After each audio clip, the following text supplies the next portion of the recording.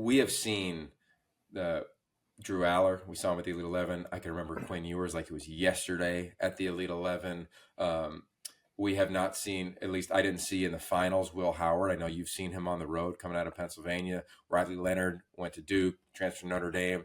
What do you recall about those four quarterbacks? If you want to take it, Cotton Bowl, and then the game down in Miami in the Orange Bowl. I'm kind of curious, like, take people back to when you first saw them on a high school field or a professional field where you got to evaluate these four QBs.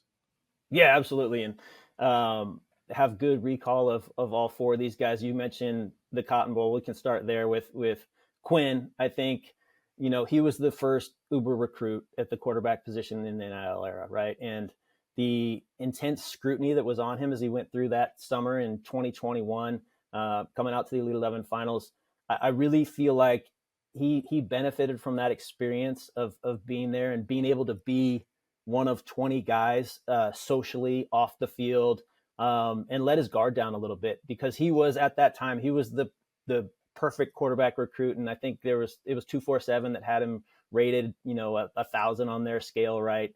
And I can remember getting questions like that from media during the event. And he was a high school kid at the end of the day, and coming out to get better. And I think it was a good event for him to, let his guard down, be one of the guys and humanize himself from the standpoint of all the things that were going on around him, the bleached mullet, the perfect recruiting ranking and things like that. And he was just a 17-year-old high school kid that had flaws like everyone else and was working to get better. So, certainly a whirlwind coming out of that event. And he enrolled in early at Ohio State and eventually went in the transfer portal back to Texas, like three of the four quarterbacks that are playing now in the semifinals have transferred.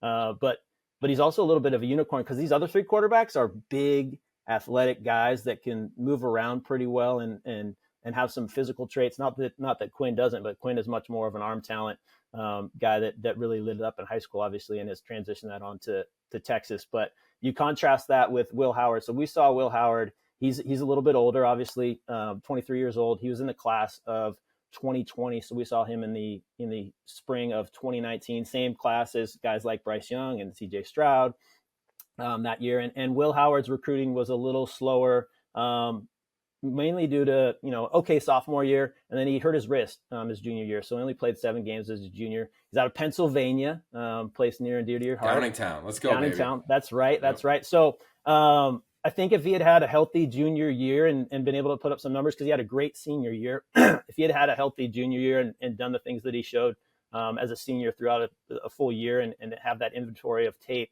he probably would have been a little higher on a lot of people's radars. Going to Kansas State, obviously, out of high school is no slouch, obviously, there. That's still a great school. And, he really is a testament to being able to overcome adversity, I think, throughout your career. And he's had some ups and downs at Kansas State.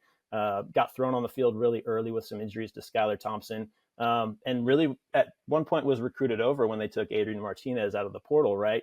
But again, he kept his head down, kept working. And when Martinez got hurt and he got that opportunity his sophomore year, he made the most of it. And it's been, obviously a lot of good things since then, and transferring into Ohio State and doing what he's done this year. So excited for both those games. And then you look at a guy like Drew Allar, who was Elite 11 finals, same year as Quinn Ewers, out of the class of 2021.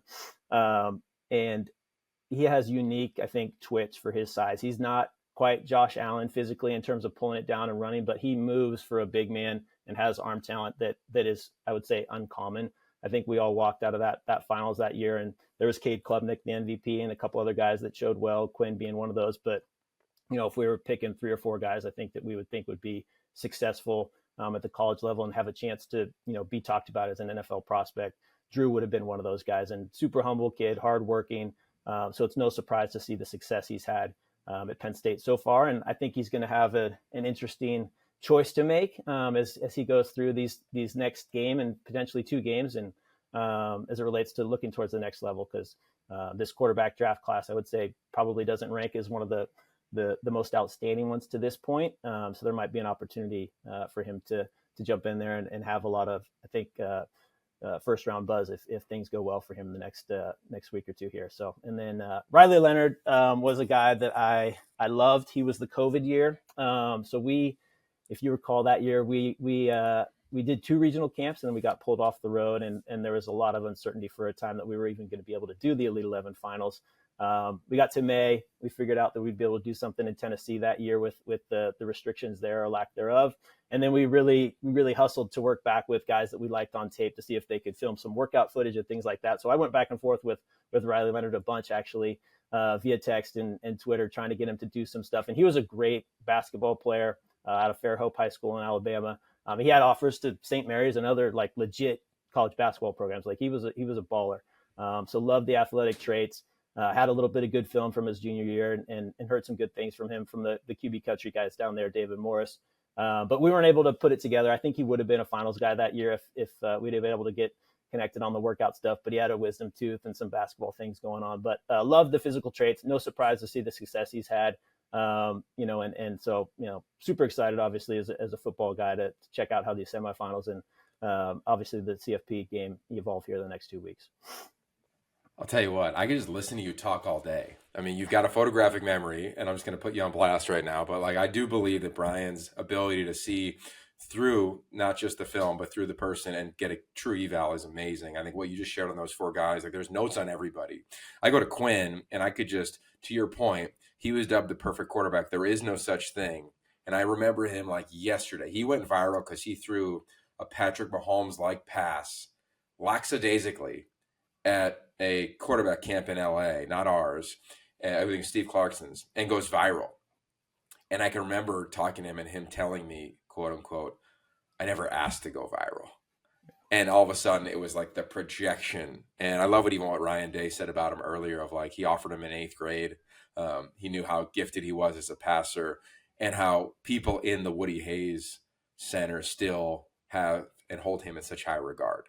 And I think so many people thought he was like the flashy guy because I felt like the community of football lovers wanted him to be a character when he was actually like a human being. And I love the growth that he's had since he's returned home to Texas. And you're right, what he went through in the NIL world and the high school state legislation around NIL was just totally different than anything we'll ever see again.